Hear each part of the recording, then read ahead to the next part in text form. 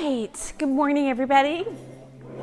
We are going to do a quick huddle on the tax record. How to find it, where it is, and what are you looking at as well too, because that's kind of thing. So there are two ways to pull a tax record. One from the FMLS and one from the GAMLS. The information's about the same. Tax record is exactly what that is. It's records of the taxes that are being paid on the property. It's also going to have additional information for you on there that you're going to want and need. My recommendation, always pull a tax record on any property you're making an offer on. Look at it, read it, check it out, and see if there's anything unusual on it. It's a precursor to title, so sometimes it will tell you a little bit of information that's going on with the financing as far as a property goes, and then you can also dig in more with title. So we're going to work off the FMLS because that's the majority of what you guys work on is the FMLS. Hey everyone, we're pulling the tax record today, so we're just going to pull a tax record and see how the tax record works. So, two things. If you're on a property, you can pull the tax record by clicking on this link. This is your tax ID. You should be copying this into all your offers, along with the deed book and page. You can pull the tax record for a specific tax right here, or what I'm going to show you how to do is go into public records. You go to Realist Tax. You want to look up anything, anybody, anything, your neighbor, your mom, your whoever. In the state of Georgia, this is where you're going to go to look it up, okay? I'm going to use the place that I just had up so that we can pull it, copy. You want your address. Usually it'll pull without the full address. See? Came right up for me. This is a tax record. First thing it's going to do is going to give you the county and where the full address. So I use this all the time, just FYI. I use it to pull your legal descriptions as well. So we just need the deed book and page. First top thing is going to do is going to tell you just kind of a synopsis of the property. How many beds and bedrooms that are recorded on the deed, what the last MLS list price was, what the last MLS list date was, square footage. This is your lot square footage, so the square footage of the entire lot, the year it was built, and the type of property it was, SFR. That stands for single family residence. You'll either see condo or townhome in there, maybe land. Those are often little acronyms that you'll see for these. The top of the tax record is the owner's information. This is probably what you guys look at a lot. What's the name of the owner? Who am I calling? What am I doing? What's going on with that? You're going to find that right here. This is owned by a company, so it's not going to give you the owner's name, but it's going to give you the company and the registered tax billing address for this. So this may be different than what is the actual address of the property. That means that's probably where that person lives and pays taxes at the time. Down here is subdivision location information. This is going to be filled in. I don't use this as much. I use subdivision all the time to pull CAD, community association information. I use zoning to double check zoning. So this is a good thing to know for zoning purposes if you're in commercial or land. Down here again is your tax ID. This I copy a lot. You guys are probably copying this to your offers a lot. This is where you're going to find that tax ID number, both here. Again, it's going to go back into tax. Now, most of these do not have these. Most of these do not have a little legal description in here. Some of them do, some of them don't. Usually when you need a legal description, you want to send an email to help and we'll pull that for you, okay? Or your attorneys can pull that for you at any time. So if you're in a deal and you need something on the fly, you don't want to send it to help, ask your attorney. They should be able to pull the deed book and page and the legal description for you at any time. This middle section is the taxes. So I don't know everything that's going down here in a line, but this is where they're paying their taxes, how much the land is worth, how much the total, including the home, how many taxes they pay on it, you can kind of get an idea of what they paid for the property when you're looking at the taxes. So that's where you're going to find all this information down here. This is what's going to pull on the MLS when we're doing your listings. It'll pull 2020. Sometimes if now we're into 2021, it'll start pulling 2021. This is just sort of another synopsis of the taxes that were paid on this property. pretty consistent, rising. Actually, these went down. Nice. Characteristics of the property. These are going to be just basics on the property itself, the physical characteristics of the property, the year built, single family home, how many buildings, how many stories. Nicole and I will use a lot of this information for, and you guys can pull a lot of this information for your dual entry forms when you're doing listings. That's where you'll find a lot of this information. Couple things that are in here that you want to be aware of. This one does not have water and sewer. Water and sewer are something that we need to know on every single one of your listings. So it's a very small piece of the dual entry form. It's probably like tiny print, but it's the number one thing that we look for. And usually in the tax record, it will let us know whether it's public or septic. This one does not let us know, so you definitely want to get that from your sellers to make sure that you've got that information in there if you're listing this property. As we scroll down, this is information I don't use, so I don't know a lot about it. Not that it's not helpful. Here are your sort of like the MLS indicators. They give you these moderate to sell indicators. I don't use that. Again, another estimated of value. I don't use that. That's more for your comparables up here, market trends, neighbors.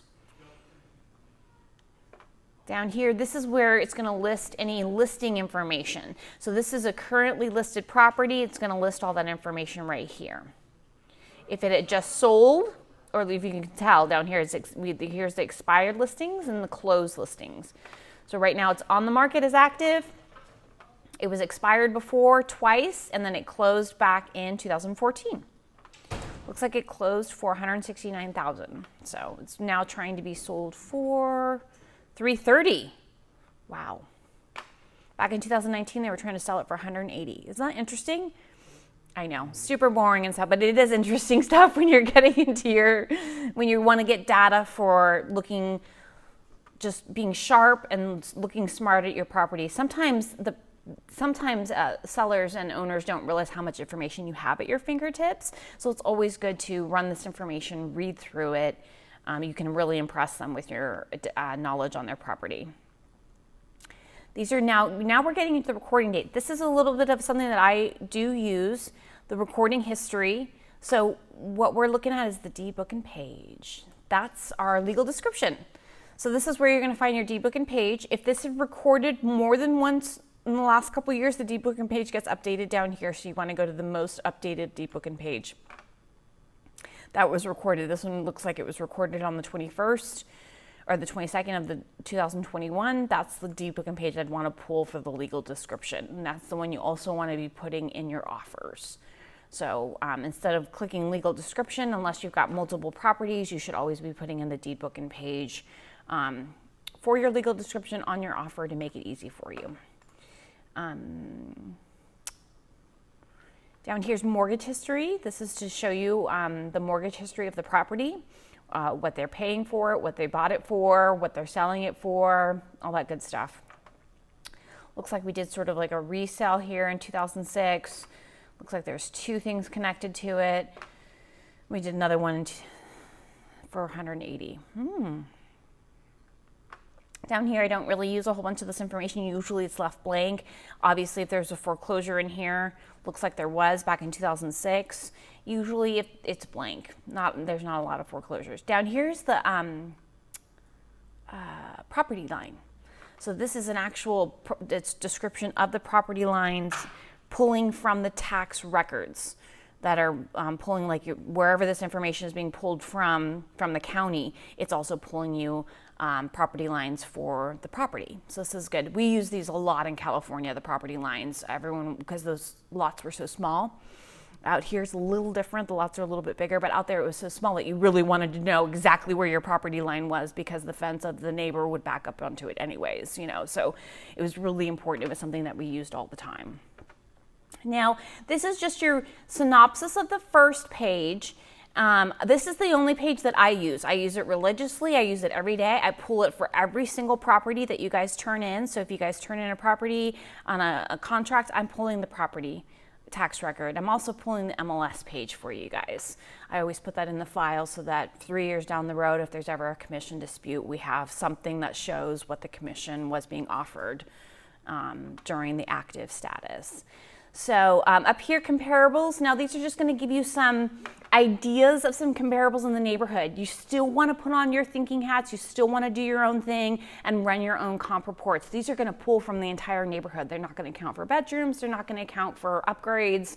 They're not going to account for, it's a very general comparable list. So just use this with a grain of salt. I don't really use it at all. I would pull my own comparables for that. Market trends. This is the MLS trying to add value to these things. Again, I don't use these very much, but if you guys go through here, it might be more neighborhoods and neighborhood profile. I did use this as a agent. I would just like to see kind of what was going on in the neighborhood, who's around, what's for sale, what sold recently, that kind of thing. Again, I don't use this page very much. It's going to give you some general information on the neighborhood, property population, medium age, number of households. This would be better for you if you were doing some canvassing, some farming. You can pull labels from the FMLS with people's names and addresses. So we do have the access of doing that. Let me go back here, you guys. Do you know how it defines neighborhood there? Is that zip code or? I think it does zip code and subdivision. Okay. So it depends. You know what I mean? I think it does account for a subdivision in some way because you saw how it was really close together, so you could tell the neighborhood was nice and tight. For labels, go ahead and send an email to help. I would be happy to run your labels for you, but this would be a more general pass. So this would be more something we would do like on a subdivision. And then you would go into my search. I would search a subdivision name. I've done that before here. I've got a couple right here. Then I select all of these and I create labels. So creating labels for farming, checking out different neighbors. One is sending out a letter, sending out a postcard. If you really want to get into your neighborhood, these are good ways to pull some labels, pull some data so that you can start farming those neighborhoods. Any questions? Yes, Tom.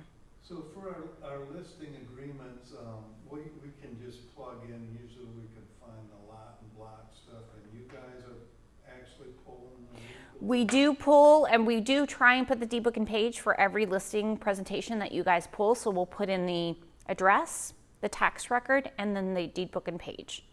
And after that, you have to fill in the rest.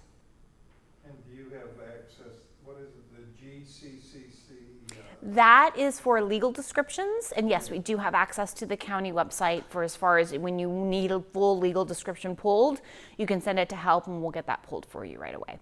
If for any reason it's really, really old, we have to go through attorneys. But for the most part, if it's 10 years or younger, I can get it. Even older. Attached legal description? Yes. But you'll want to go ahead and get that information before you write your offer because a lot of the time you guys are turning in contracts with that checked off and no legal description attached. So just send us an email while you're prepping for your listing presentation. We'll get you that legal description. Yes. But if we have deed book and page, we don't need it. Right? Mm-hmm. Yep. That works just fine. Anything else? All right, guys. It's been real today. Thanks. Thank you.